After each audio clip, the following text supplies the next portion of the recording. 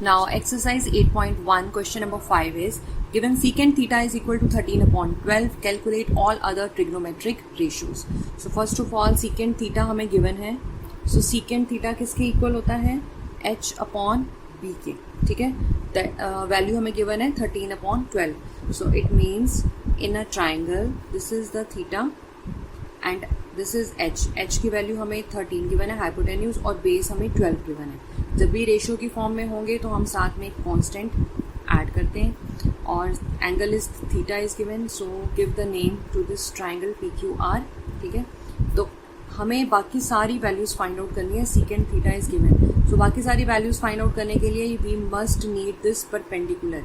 तो चलिए इसको फाइंड आउट करते हैं अकॉर्डिंग टू पाइथागोरस थ्योरम. ठीक है. So h² is equal to b² plus b². So h हमारे पास है 13 का स्क्वायर, बेस है हमारे पास 12k का square, perpendicular we need to find. So 13 है 169 आ जाएगा 13 का स्क्वायर, 12 का 144k स्क्वायर, परपेंडिकुलर स्क्वायर हमें चाहिए. Now 169k square minus 144k square is equal to p². 169 and 144 it will be 25k square equal to p². ठीक है. तो इसके बाद 25k रूट कर देंगे to find the value of perpendicular. So it will be 5k. p square है यहाँ पे. 5k is equal to p. तो हमारे पास परपेंडिकुलर की वैल्यू आ गई 5k. तो यहाँ पे ऐड कर देते हैं 5k. इट मीन्स हमने अब इसमें वैल्यू फाइंड आउट की है परपेंडिकुलर की. Now let's start to find out all other trigonometric ratios. सबसे पहले हम वैल्यूज लिख लेते हैं. Sine theta. Sine theta is equal to p/h. So p है हमारे पास दिस 5k, h है हमारे पास 13k. कांस्टेंट की वैल्यू कैंसिल हो जाएगी and sine theta is 5/30. Then cos theta is equal to b/h. Base is 12k, hypotenuse is 13k, constant value cut. So cos theta will be equal to 12/13. Now tan theta is equal to p/b. Perpendicular है हमारे पास 5k, base है हमारे पास 12k, cancel हो जाएंगे. Answer will be 5/12. Now moving to next value, cosecant theta. Cosecant theta is equal to h/p. h है हमारे पास 13k, perpendicular is 5k, cancel हो जाएंगी values 13/5. Now moving to another value. Second theta की value हमें given है, हमारे पास वैल्यू रहेगी cot की. cot theta is equal to base upon perpendicular. Base है हमारे पास 12k, परपेंडिकुलर है हमारे पास 5k, कांस्टेंट की वैल्यू कैंसिल हुई. सो कॉट थीटा की वैल्यू आ गई 12/5. In this way you will calculate the values. बस आपको ट्राइंगल में थीटा एंगल पता होना चाहिए. 2 वैल्यूज आर गिवन, तो आप पाइथागोरस थ्योरम लगा के थर्ड वैल्यू फाइंड आउट करेंगे और आपको ये टेबल लर्न हो तो सिंपली वैल्यूज पुट करके you will get the answer. Now moving to next question. Now question number 6 is if angle A and angle B are acute angles such that cos A is equal to cos B, then show that angle A is equal to angle B. Now in this question हमें angle A और B की values को equal show करना है. So क्या करेंगे, सबसे पहले you will draw a triangle. ठीक है. इसकी नेमिंग कर लेते हैं acute angles. हमें angle A and B जो है acute angles हैं. It means C हमारा थीटा होगा. C will be the 90 degree.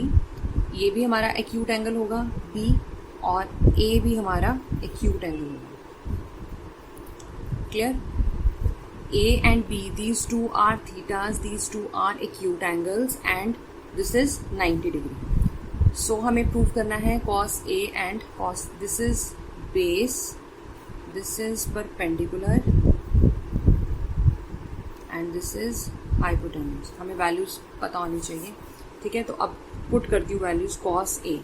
Cos A हमारा होता है, कॉस की वैल्यूज होती हैं बेस अपॉन हाइपोटेन्यूज. इसमें बेस है हमारा BC, हाइपोटेन्यूज है हमारी AB.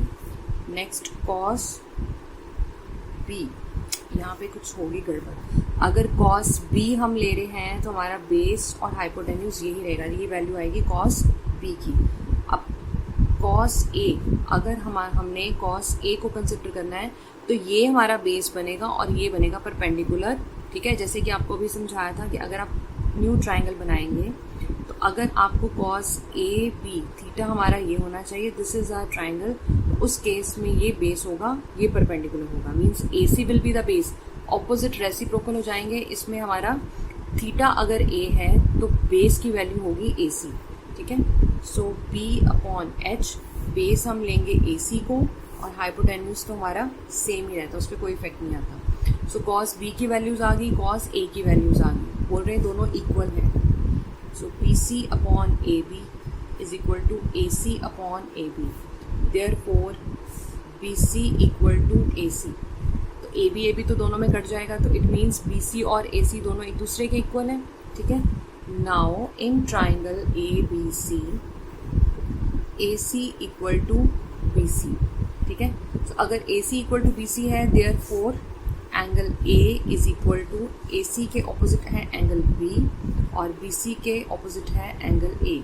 So angle B is equal to angle A, reason angles opposite to equal sides are always equal, ठीक है। ये आपने ऑलरेडी किया हुआ है ज्योमेट्री में। सो अगर एक ट्राइंगल में टू साइड्स इक्वल हैं तो उनके ऑपोजिट एंगल्स भी इक्वल होंगे। सो यही हमें प्रूव करना था, therefore hence angle A is equal to angle B, proved. I hope this question is clear to all of you.